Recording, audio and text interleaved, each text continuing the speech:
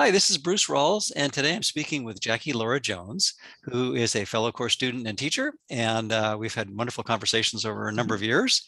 And today we thought we would talk about our favorite practices for deepening our appreciation and application of A Course in Miracles. And Jackie and I were just sort of comparing notes, and it's like, how would we share what we enthused about doing. So first of all, I want to thank Jackie for being here, and also mention her website, which is Jackie.news, and there's a wealth of great information on her website, including video and audio programs and a whole bunch of stuff. Her books and which you just have a new audiobook that's just out, right? So my audiobook just came out. Yay! Yay! So anyway, Jackie's book is wonderful. All Peace, No Pieces. It's a great book. I highly recommend it to any course student. It's well written. It's fun to read. It's informative and helpful, and just a real gift to the course community. So thank you for doing that. Wow, thank you so much, Bruce. I'm so glad we get to have this conversation, this discussion again. Yeah. Bruce, you and I have done many conversations on my True Forgiveness Teachings podcast over a 4-year period. I don't even know how many you and I have done. So many. A few dozen easily, I'm sure. Yeah. Oh, yeah. More. I think there's about 40 or something like that. A few dozen. But yeah, you're right. So it's just and I have been taking a break from that, focusing on writing and focusing on some kind of just family stuff and household stuff. And so it's great to be back with you again. And thanks for mentioning my book. I'm so excited about my audiobook because I have a broadcasting background and I just enjoyed reading it. I mean, I just enjoyed being in the studio reading it because it just reminded me kind of my broadcasting roots. And that was just a fun, personal little piece for me. So nice. It's really fun. So people can, find that on Amazon, Audible, iTunes. So very cool. Very cool. Yeah. Yay. Excellent. I encourage people to check that out. And I like how you weave in one of my favorite movies in terms of metaphors is Wizard of Oz, because that's such a rich wealth of symbols about how we're all dreaming and we can all wake up. And there really is no place like home. And they're all like, we could go on and on with all the metaphors with that we jointly appreciate and enjoy. Absolutely. But maybe we could just dive into our topic du jour, which is really how do we take this Course in Miracles thing and really make it go from a hobbyist level to full practitioner. And I was thinking about Matt McCabe and Judy Sketch-Whitson have started a podcast series this year, which is wonderful. Wonderful. And one of the things that Judy said in one of the podcasts, and maybe more than one, is something a phrase that kind of stuck with me, is that Course in Miracles is Olympic training for the mind.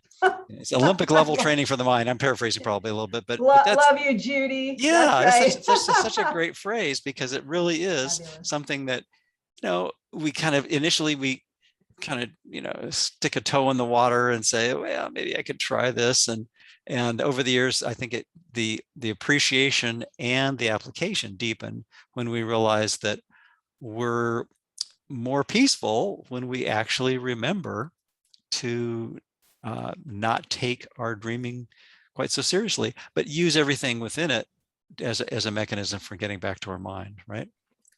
Wow. Yeah. Absolutely. And Olympics for the mind. I mean, it's so great when you were, when you had emailed me and said, let's talk about how are we kind of deepening our practice. And you were like, because this is a purely pure non-dualism, right? Purely non-dualistic thought system. So that's a big thing. And it takes a lot to undo our belief in separation, all the guilt in the mind, all the anger and everything that comes with the belief in the separation. And when you said, let's, maybe talk about some course quotes or something that really helps deepening our practice, a million things sprung to mind, because I know found this too. We've discussed it. We realize everything is interweaved together. We're doing all these separate things, and Jesus is saying the same thing kind of over and over and over again in the course, but in a different way. I wanted to share a quick story because I thought this just melted my heart. May I share a quick Of course, story? of course. Yeah. This is so funny because one of the lessons that really popped out in my mind when you were suggesting this topic was, I think it's lesson 23. I can escape the world I see by giving up attack thoughts. Mm-hmm. Because in that lesson is also the steps of forgiveness and how we practice, forgiveness being Jesus's tool, the tool the Course uses to bring us back to, wait a minute, you're not the figure in the dream, you're the dreamer of the dream. I just remember that lesson being really helpful, wanting to remove conflict from my life early on and saying, gosh, I can give up these attack thoughts, my projection very early on. So I was talking with a client, Bruce, and she and her husband just happen to be, they're both Course students. So they have two wonderful sons. So obviously they're not sharing the metaphysics of the Course with their sons, but they do lead by example. And she was saying to her young son at the time, he was having a problem with school, angry at school, kind of angry at really, really smart kid, but didn't want to do some of the writing assignments, would have rather done something on the computer. Anyway, she was going through all these things that maybe an 11-year-old would say, I'd rather do it this way, I'd rather do it that way. Mm-hmm. And she said to him, and I'm obviously paraphrasing some of it in so many words, well, you know what? Sometimes when I don't like a situation, I try to look at it differently. And she was explaining to him, maybe the teacher, she's really trying to help you in the best way she can so that everybody can learn in this way, right? Just saying things as you'd say. What a concept, huh? What a concept, right? So she's just sharing this. Right. So he goes back to school. She picks him up after the first day and he's beaming. And she's like, I'll just say Tim, it's not his name, but what happened today at school? He said, I had the best day. She said, wow, what happened? And he said, on his own, he said, oh, I'm getting a chill. I woke up and I said, I decided not to attack school today. That's great. That's great.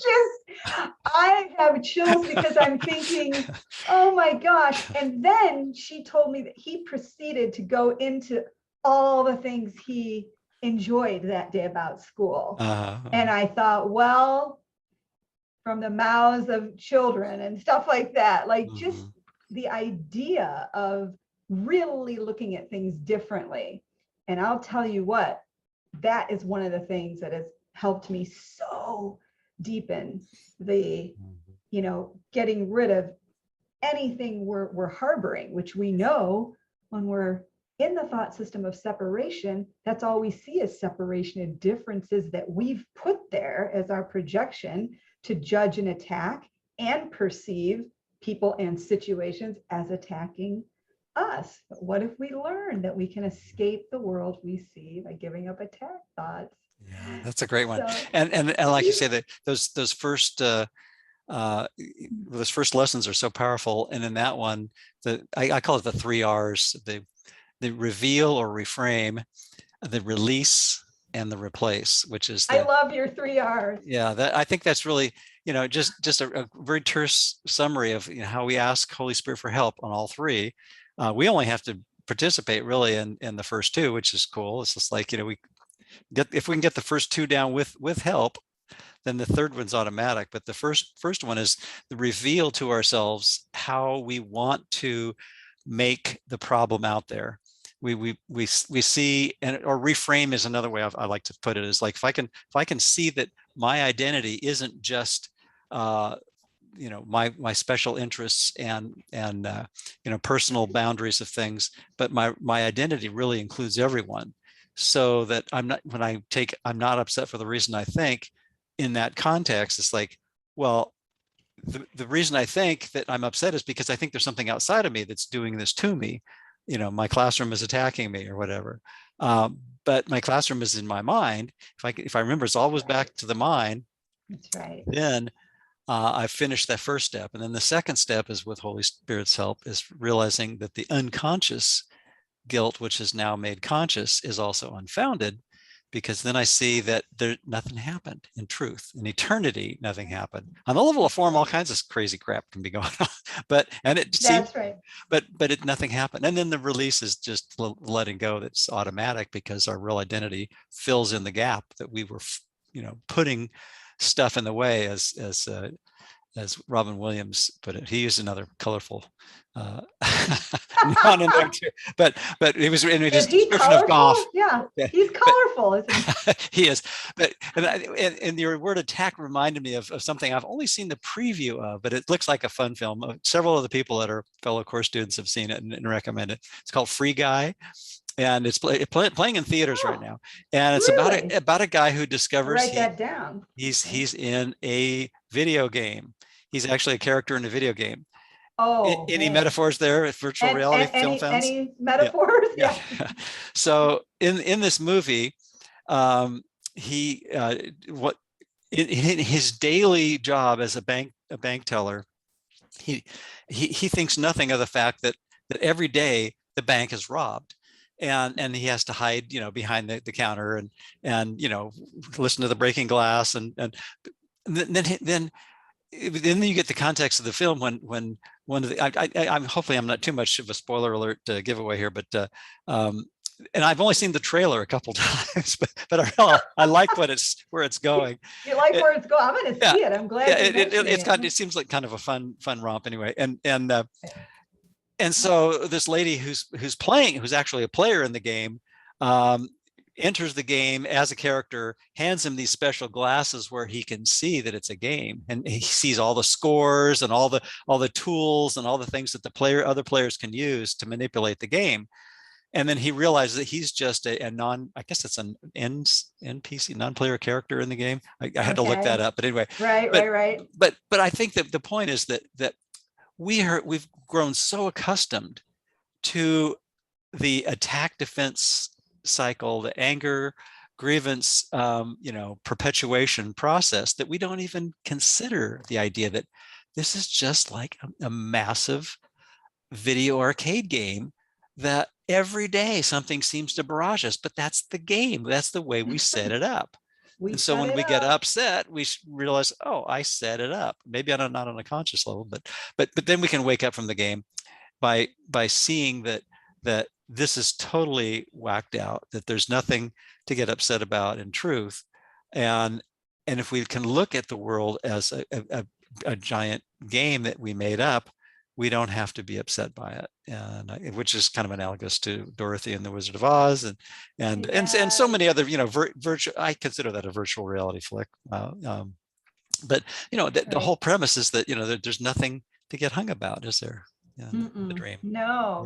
And I remember thinking of that years ago, Dorothy and the Wizard of Oz. Mm-hmm. I don't even know, 2006 or 7 or something, and I thought, that's the course. I'm going to put that in a book. Well, 2018, many years later, I finally put it out there. Mm-hmm. But I think it's such a good way to understand what the course is trying to tell us. The course equates our life here, with a dream, one that we will eventually wake up from, that we have woken up from. The world was over long ago. But we don't believe that as of yet. We're still appearing to be here, And so I just love that, because Oz becomes Dorothy's reality when she falls asleep in dreaming. But when Glinda says you've had the power to go home all along, symbolized in clicking the 3 heels, there's no place like home, she wakes up from her dream and she's never left the bed. Mhm. But it's so Very real left. when you're in it, Oh yeah, yeah. right? It's so real when you're in it, which that reminds me, you were asking about quotes. One of the ones that really caught my attention at the very beginning, and it still pops into my mind, goes into what we're talking about. And I pulled it up here just in case it came into play in our Sure, conversation. sure. When you have been caught in the world of perception, you are Mhm. caught in a dream. You cannot escape without help, because everything your senses show merely witnesses to the reality of the dream. That's really profound. It Mhm. goes right to the Course's teaching that the only reason for the body, the projection of the body, is to experience separation. Right, right. But we've never really separated. So, as you were pointing out so well just earlier, the steps of forgiveness, well, we start where we believe we are. When we have a Mhm. trigger, something happens to the body, to us or someone else, or something we see at large, doesn't matter, and then you bring it back and you recognize, you know what, I cannot escape without help. All my senses, my eyes, my ear, everything's telling me that what's happening is real. And so, but when we're in the right mind, the Holy Spirit mind, the Jesus mind, Holy Spirit, Jesus being symbols of that memory that we are the dreamer of the dream. From that thought system, right? We're perceiving differently. It's not physical sight, but we're shifting from the ego's interpretation of the body to the Holy Spirit's, right? And then we can kind of slowly wake up from there. It's really interesting in the Course, Bruce. I always thought it's so wonderful how Jesus says, we're not asked to deny the body. It's a particularly unworthy form of denial, because Mhm. we're having the experience that we're here, that we're waking up from, of course. And I am aware of dreaming and those things, but I still get up in the morning and I see an image in the mirror and I comb my hair. You still do all these things, right? But it's such a brilliant teaching about how to walk us back and teach us to be a happy learner, live in the happy dream of forgiveness.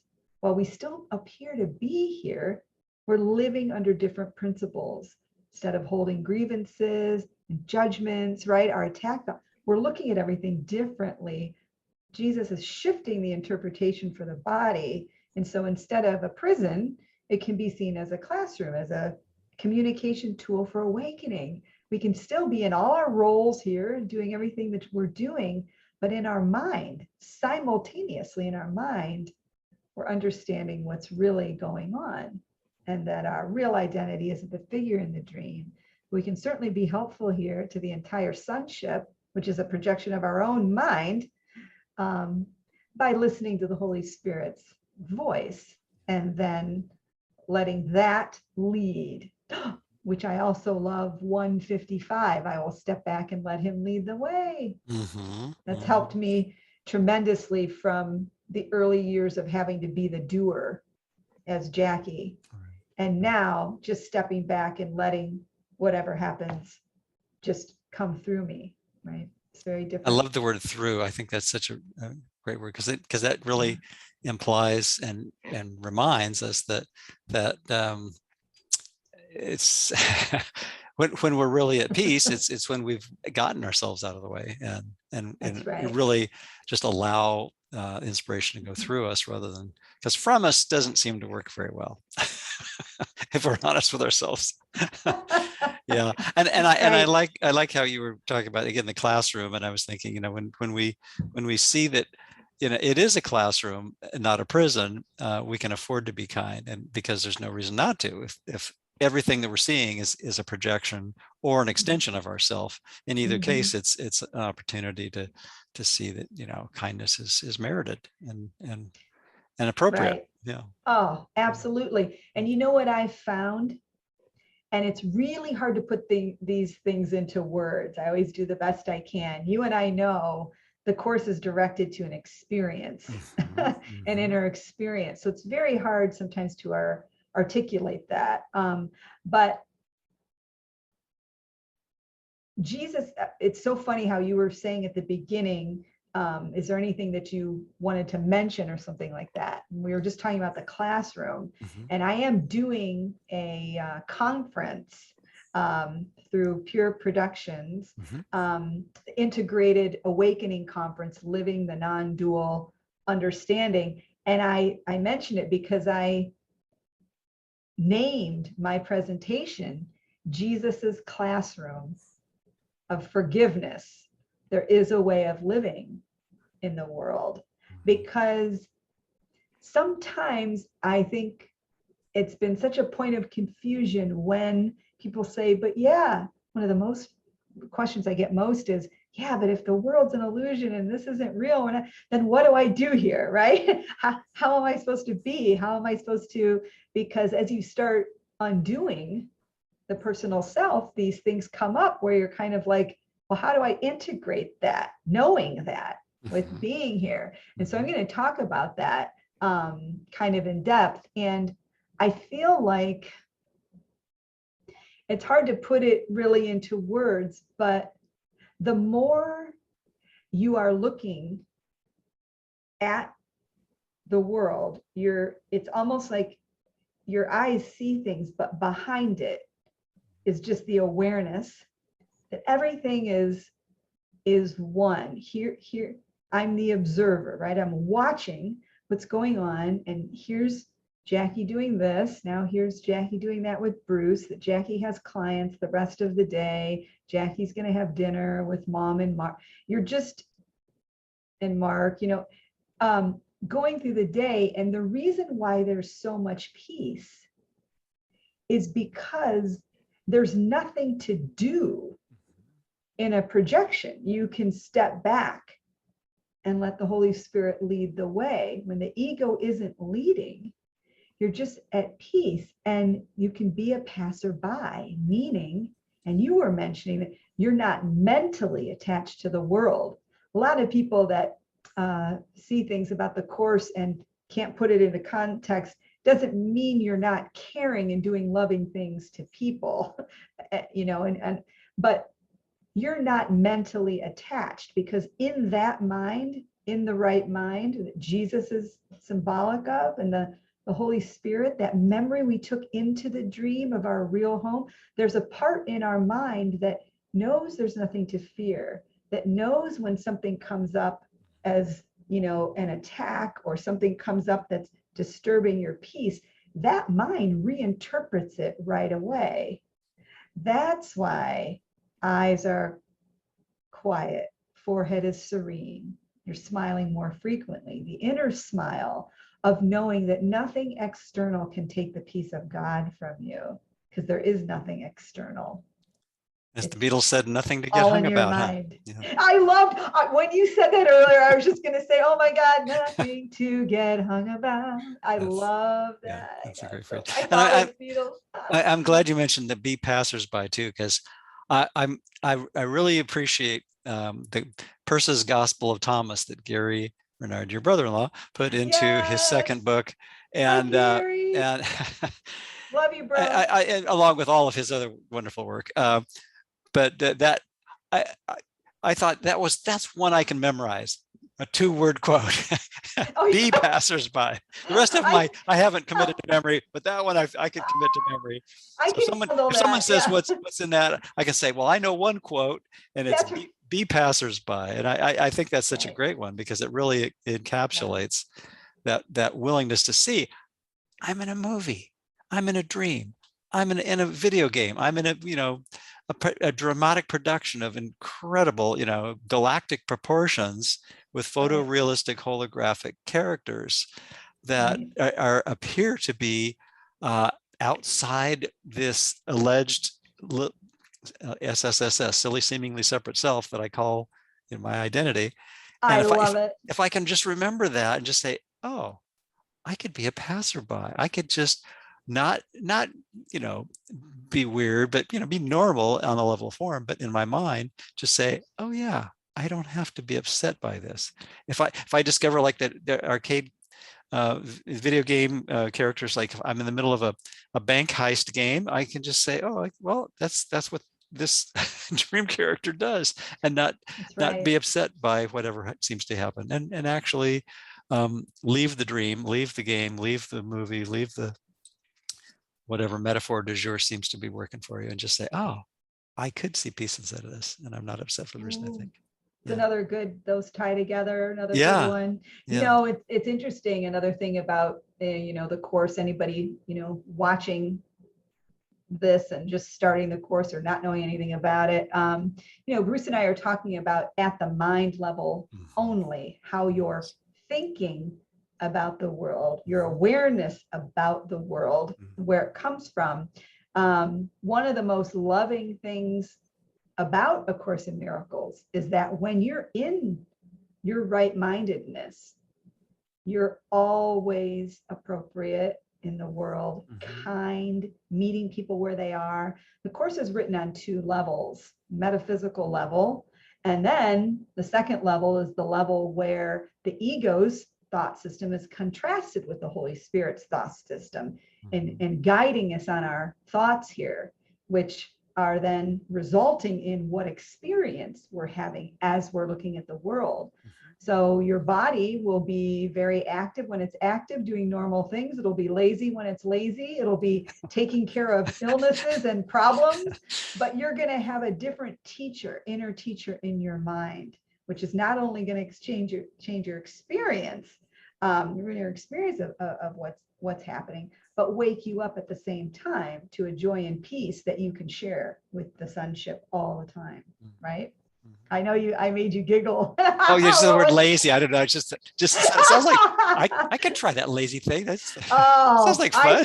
I've tried it. It's wonderful. And I'll be sitting there going, Jackie, you do have to get up off the couch at some point. You do realize you do have a session coming up. This is, you know, it's so funny. Yeah, which just ties into that whole you know, curriculum of being normal on the level of form, and not, it's never about changing behavior or specifics in the dream, or rearranging the holodeck chairs on a Titanic dream, as I like to say. Right. Yeah, but but we can rearrange a whole lot in our mind with Holy Spirit's help, and that's rearranging the idea of there's things outside of myself saying, no, bring them back in, you know, welcome in, like that Rumi poem says, you know, bring them all in.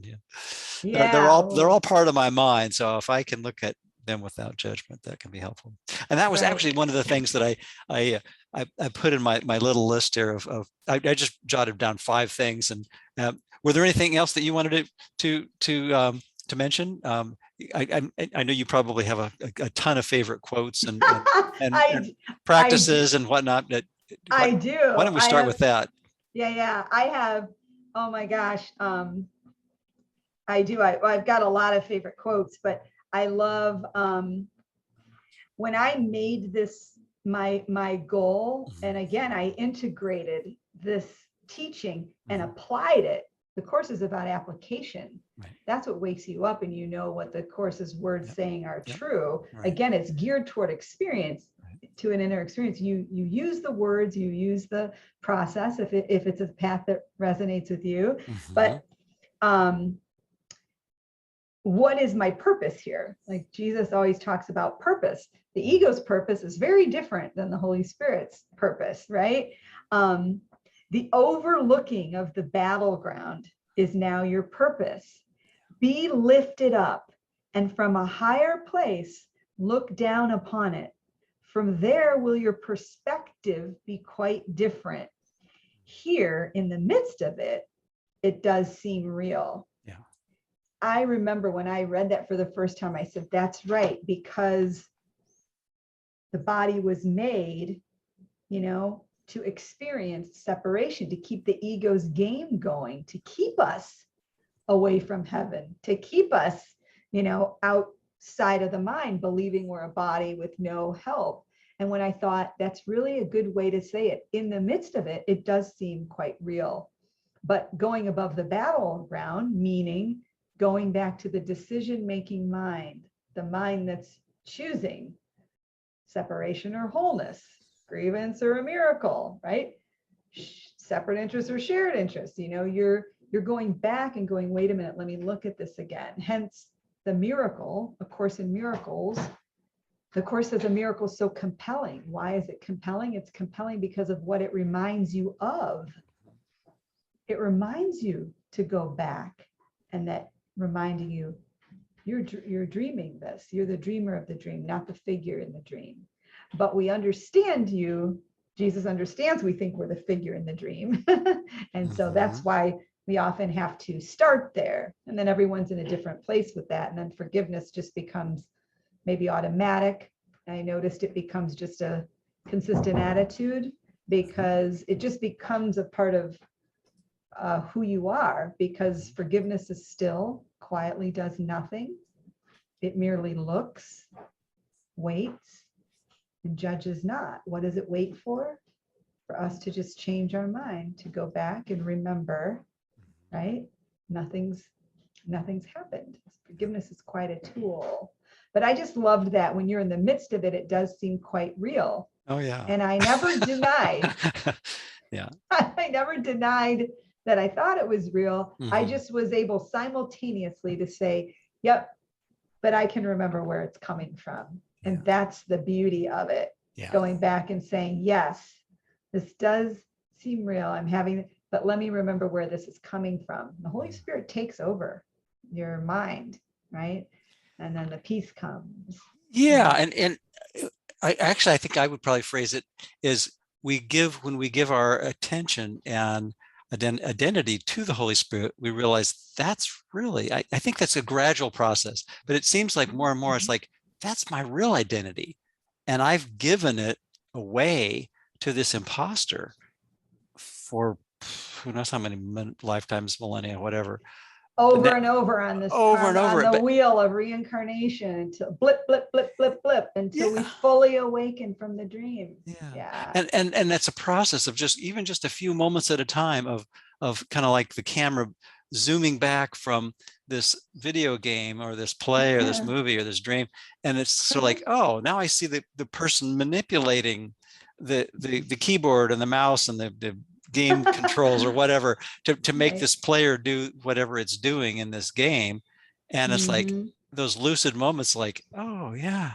There's a cartoon I saw recently that it shows Kermit the Frog at the doctor's office, and the doctor has the old fluoroscope X-rays, which shows the bones of the hand inside this green his little green body, green, and it says, Kermit, what I'm about to show you is going to change your life forever. Are you ready? Kind of thing. In other words, you're a puppet. and I thought it was such a great cartoon because it was like, wait a minute, but that's those lucid moments when the camera pulls back and we kind of get the big perspective, right? We get big picture. We get like, oh, I've been making much ado about nothing. Thanks, Bill Shakespeare, right? But yes. But when we see that, then we can afford to gently laugh and be passersby to the silliness of taking it too seriously. Yes. Yeah. Not being mentally attached again. Share with people. It's not that you don't see what's going on and you don't have compassion, but you're in the right mind. You naturally have compassion, and it's the higher level, for lack of a better way to say that, but it's not the compassion to destroy by making everything real.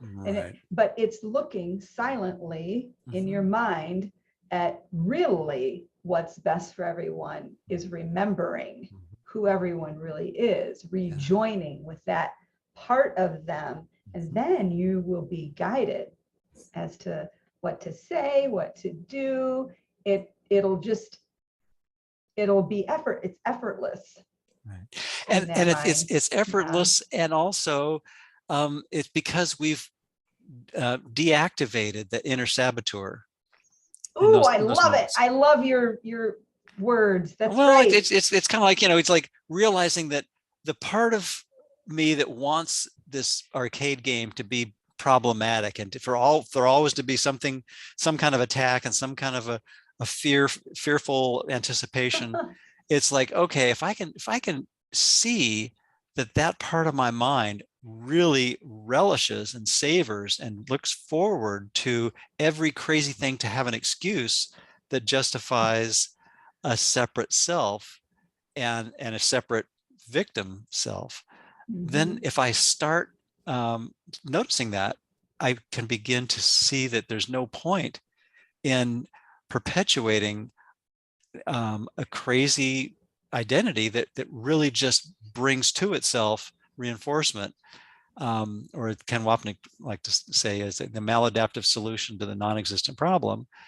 And I love that. And when we turn that machine off, even just for a little bit at a time, even on the level of form, I think sometimes our life seems to get a little better. Or what's probably really happening is we're just not interpreting with the ego's insanity as much, and just dropping that interpretation, we're more peaceful.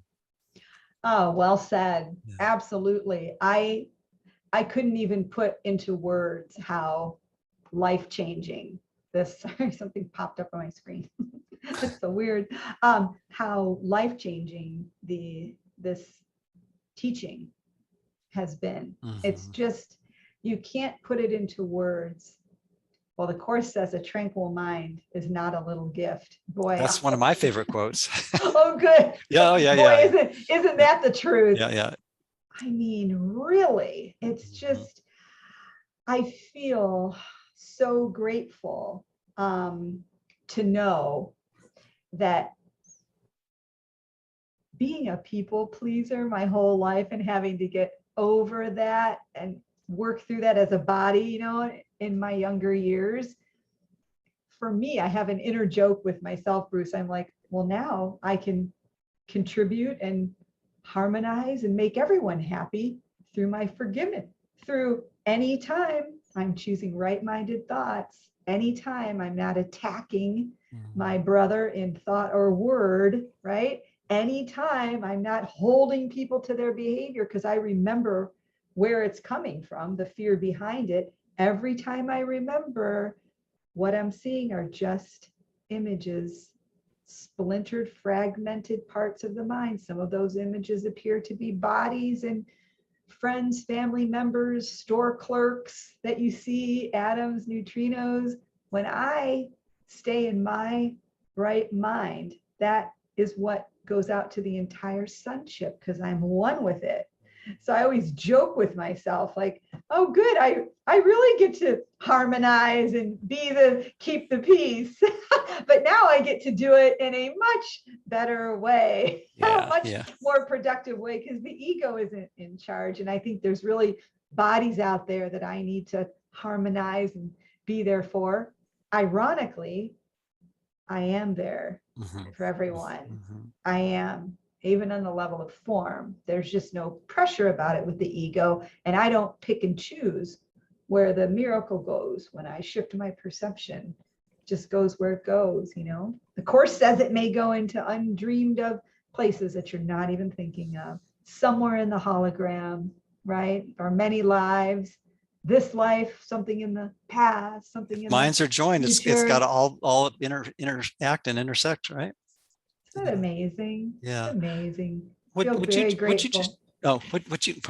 you just shared reminded me that what you're talking about is really a way, if any of us wanted to be world-class Olympic level humanitarians, that'd be the way to do it, is to ask our inner guidance, our inner kindness teachers, like, how can I be truly helpful? That's right. And then the behavior, in a sense, it doesn't become completely, irrelevant. It just becomes secondary, I think, is probably a better way to look at it. It's like, then we're just guided automatically to say whatever and do whatever is going to be the most helpful. Absolutely. It's such a joy to not have to decide what that is. The ego analyzes, the Holy Spirit accepts. Once we accept the atonement, wait a minute, the separation hasn't occurred. I still need to be here. I'm seeing bodies and everything, but simultaneously, again, separation hasn't occurred. Let me come back to looking at this differently, right? That changes everything. You're stepping back, letting him lead the way so that then you just automatically say and do things. I can't tell you how many times I just watch myself. I'm a witness. I'm the observer of just things that are just coming out of my mouth, or things that I'm just saying. Again, it's hard to really put it into words, but you're just, their ego, there's no investment charge behind it, but you're just present there.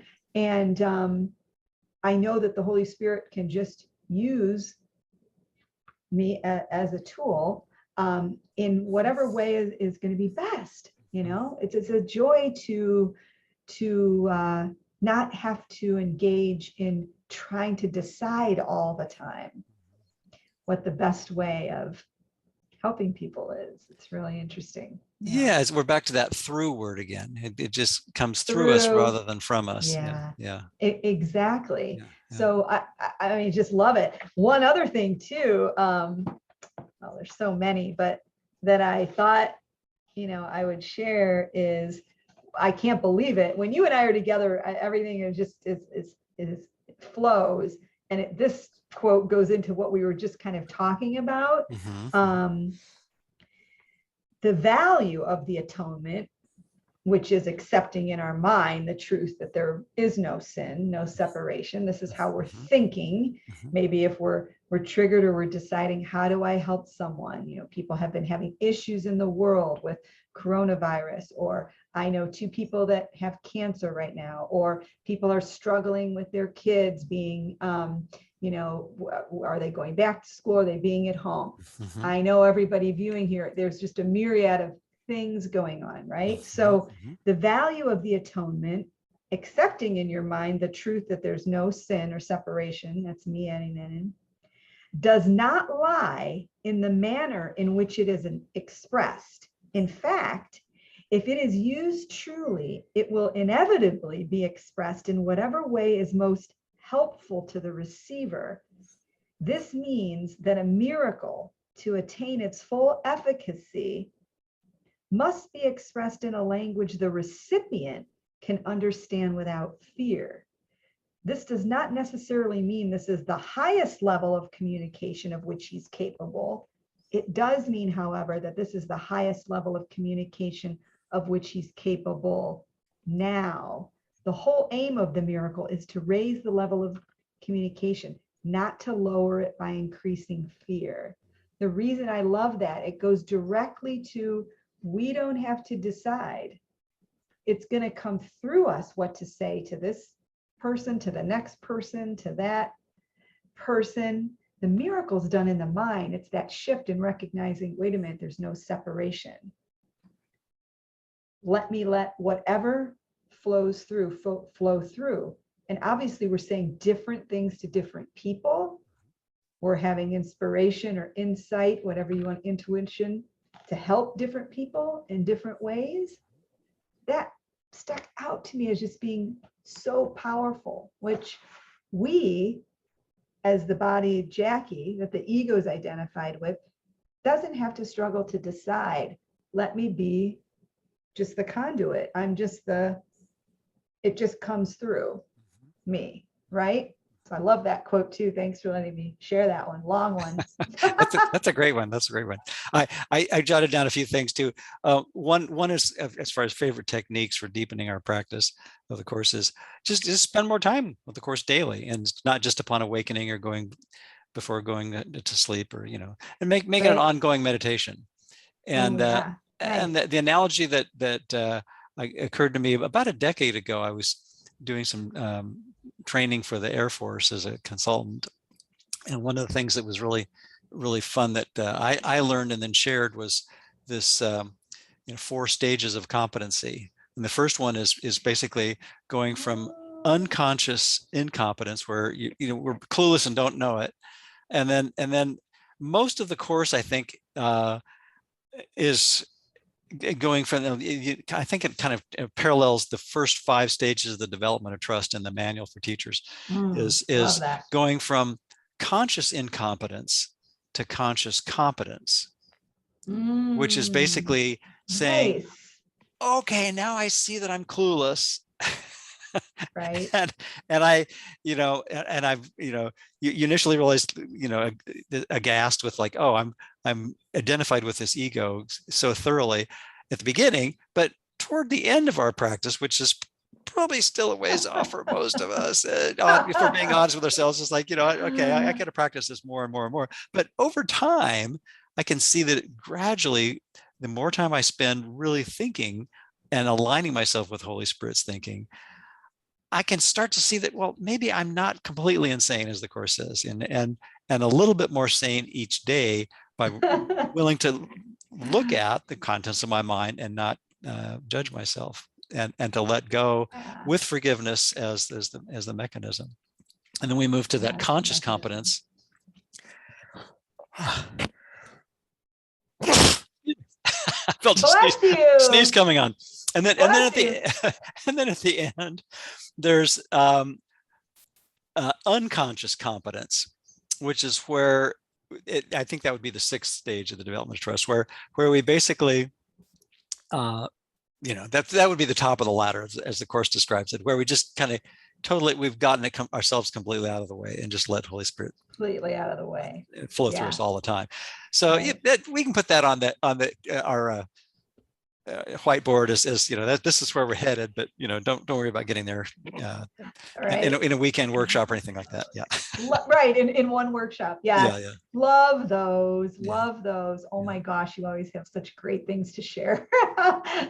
Make it understandable to people. Yeah. I would remind people, you're so loved. You're so loved. There's no hurry. You're not. I love what Ken Wapnick said. It just speaks to, a good Course student is a bad Course student who forgives himself. Yes. Meaning we all think we didn't do something right, or we're getting frustrated, or we're this or we're that, or we, and you just have to, you got to let it go, in the sense that you're watching a script that's already over. Right. Of course, the world is over long ago. We can remind ourselves gently, wait a minute, I don't need to fight against the script. I don't need to change the script. Sometimes the script changes. That's another, conversation. We could take that in another couple hours. But speaking to the point of, wait a minute, oh my gosh, I don't have to be in resistance to what is. I didn't create that on this level as the body of Jackie, right? I don't create the illness I have on this level. I don't create the, relationships on this level. The mind has made all these scripts. I think it's one of the things that is truly profound about the Course, but also takes a while to wrap one's mind around that, because we are like making choices and decisions here, seemingly, but that was all done.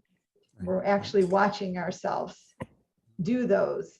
All the scripts, all the choices have already been made, right? Yep. And so I always like to remind people, you're loved, be gentle with yourself, step back for a moment and say, oh my gosh, okay, I don't have to feel guilty about having this problem or that problem. I don't have to feel like I didn't get over this sooner, or why aren't the teachings working for me on form, in the level of form, or something like that. These are all valid concerns. I always like to remind people in my classes and talks to really be gentle with yourself and remember, gosh, there's a part of you that remembers.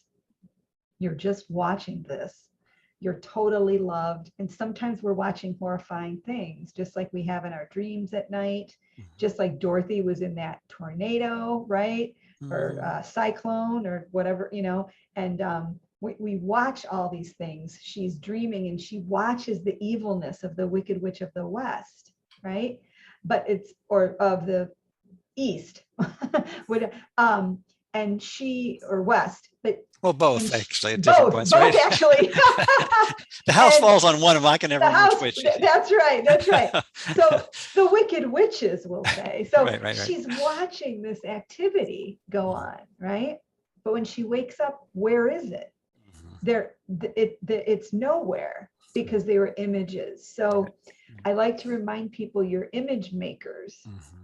The reality in the dream, if you want to say that, and the illusion is we're a decision-making mind, right? Mm-hmm. And when we're in the ego mind, the world is real. When we're in the Holy Spirit mind, we look back and we have a different perception of what the world is, because it brings us back to, wait a minute, the world's in the mind, it's not out there. Right. And everything seems different. So I always, you guys are loved. You have so much help. You have your own inner guidance system that I always encourage my clients to. Your higher self is there for you. I'm there as a conduit, kind of, but then eventually they don't need me, so to speak, meaning it's really their higher self talking with them and speaking with them. There's just one of us here that believes it's here. Mm-hmm. Right? Yeah, that's really helpful. And that the reminder that we're both loved and loving, and that we don't Yes, need to worry about anything or yes, to push or to fight or to that's struggle. right. It's That's right. really all unfolding as it should. And we just have to recognize that, as of course, as the one remaining freedom as a prisoner of this world is to choose the Holy Spirit and to deepen that familiarity and comfort, right?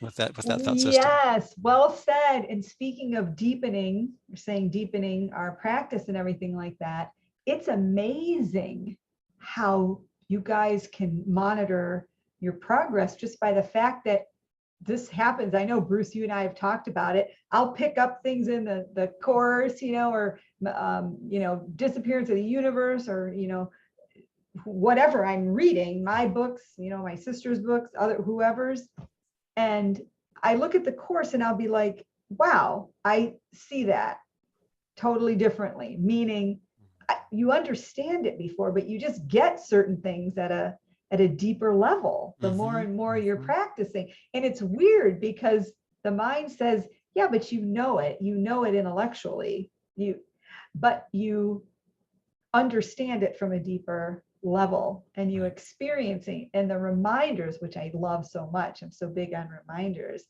The reminders of that, when I read those words and I say, oh my gosh, how interesting. I remember when I first read that. I'm getting it even deeper now, Yep. And sometimes it almost seems like, did I read this before? I Oh yeah, know I've read that's this another half a one. dozen times over the last 30 years or whatever it's been. Did However I long you've read been. this? Yeah. Did they just add this? How could that have popped in there? Oh Where did my that come gosh. from? Yeah. Exactly. I'll be, reading something of Ken's, and I'll be like, I have that highlighted. I have no recollection of how good a description that was. But no, it's coming. I get it now, loud and clear. That was such a Highlighted, good way underlined, to, and maybe some notes on the margin as well. It's like, did I really read this before? It I just seems brand highlighted new. that. I wrote that. I didn't, I wrote those notes. Yep. That's so interesting, but all of the knowledge, it's accumulated. And that's why, again, you guys, everybody like watching this, you accumulate everything. The mind remembers everything, even from our seeming other lifetimes and everything. And I often have talked to people who they want to hurry it up, right? And that's okay. There's nothing wrong with that, except for the fact that the ego sneaks in there we're making it real by just wanting to speed up and get out of here. We're kind of feeding the ego, because that means you're in the part of the mind that believes you're here. Another excellent point. Yes. But that doesn't mean we don't all want to go home. I mean, Right. I truly remember, and Mark and I talk about this a lot. There's a memory there of, it'll be just interesting to disappear, to exit the world, whether it's the final lifetime or not, doesn't matter. But we think about that and we think that's so interesting but now there's no hurry, because there's so much a part of me that knows I'm not really here, that I've just shifted to what is my purpose, and I'm just here to be helpful.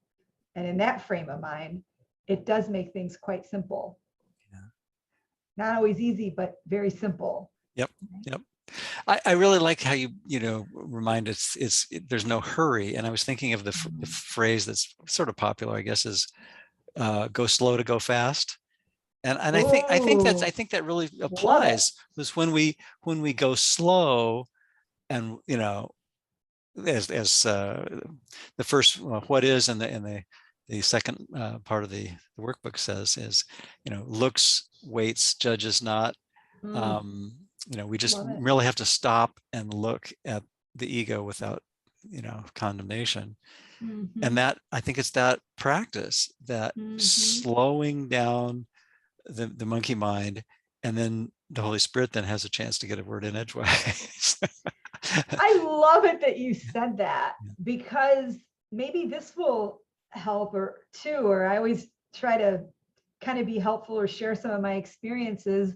The more I've undone all the buried unconscious guilt and everything we can't see. I know people walk around and go, I don't feel guilty. Consciously, a lot of people don't. Some do, but I'm talking, it's unconscious. It's there in the mind. We feel like we've attacked God and killed him off, and now he's coming back to get us. That is the enormous guilt. So we have to go running off into a world and that whole thing to not be the guilty ones, right? It's everybody else's fault. It's I'm not to blame. I can't take responsibility. Responsibility. Got to be somebody else, right? Right. Yeah. So I always, remind myself, it's like, gosh, one of the things that really helps me is that you're able to just be normal here.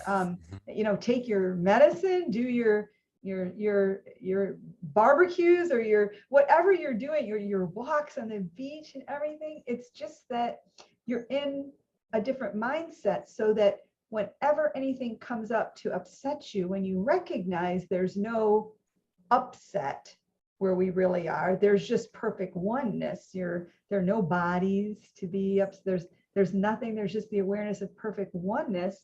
So I take all the little upsets or triggers, in my everyday life, and I use them, and I say, oh gosh, thank you. That's why we can't go home alone.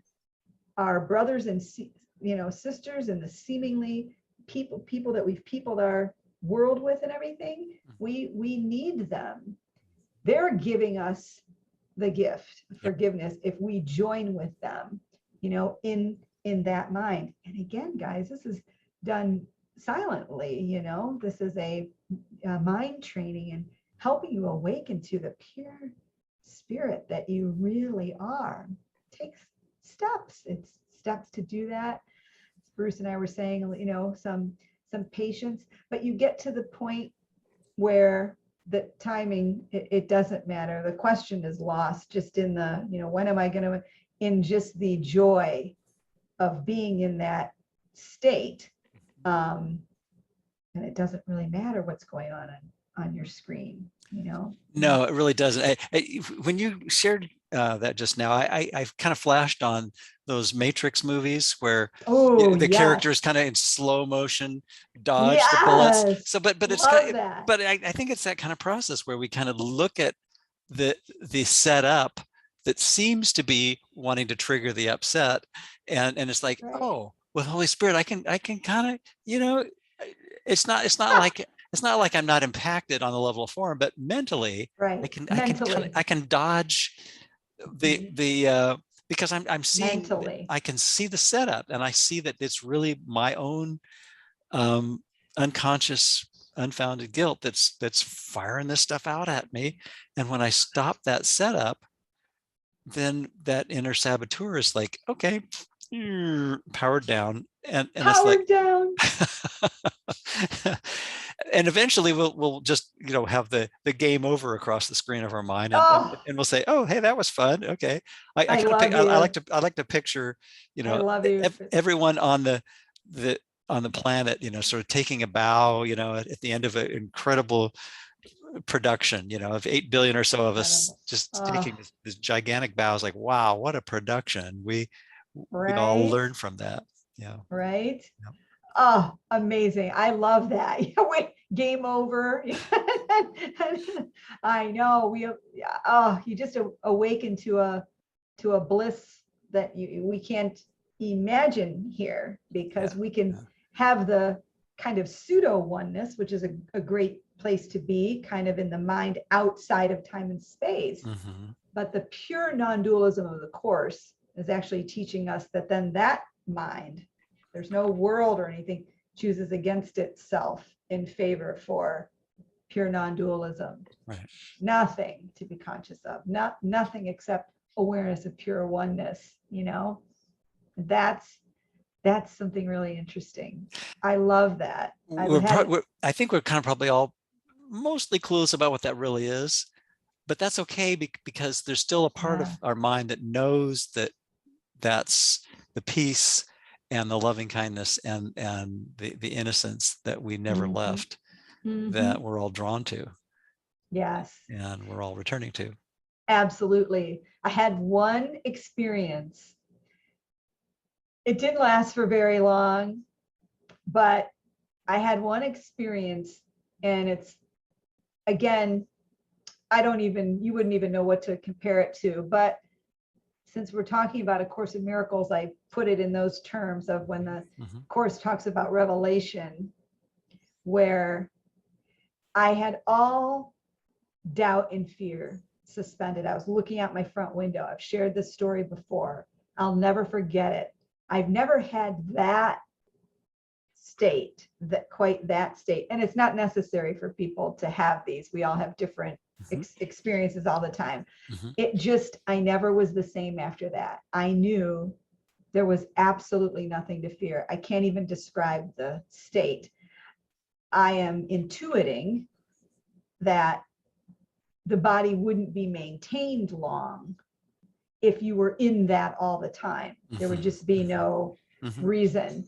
But I'll tell you, Bruce, I think everyone out there can relate to, sometimes you have some type of metaphysical experience, or that you can never go back. You're never the same after that. Exactly. And that was just unbelievable. And I remember coming back in. I know these are just words, it's hard to describe it, but kind of coming back in and thinking for a second, oh, no.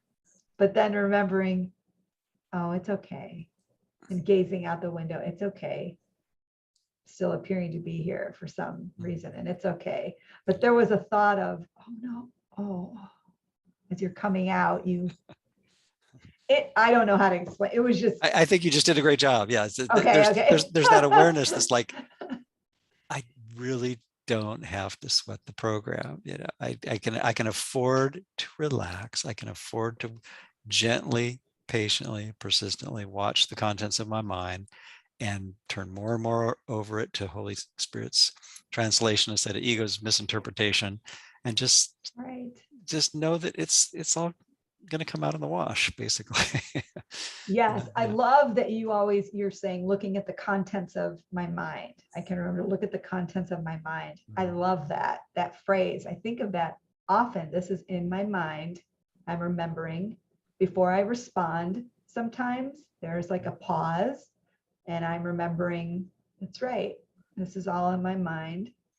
Changing my internal teacher, starting to internally smile, sometimes externally, but it's depending on the appropriateness of the situation. Sure. But it's that internal smile of me, of that retranslation you're talking about, of the Holy Spirit's retranslating. And then I say, ooh, yeah, step back, let him lead the way. And then I'll say, what if words will just come out of my mouth that I didn't even plan to say,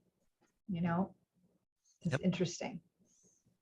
People will say, oh, that's so helpful. Yeah, let it flow through. And I'm like, wow, I'm glad that's helpful. I'm well aware that I'm not the one there is not the one that's doing the helping, meaning, I'm well aware that you give the situation over.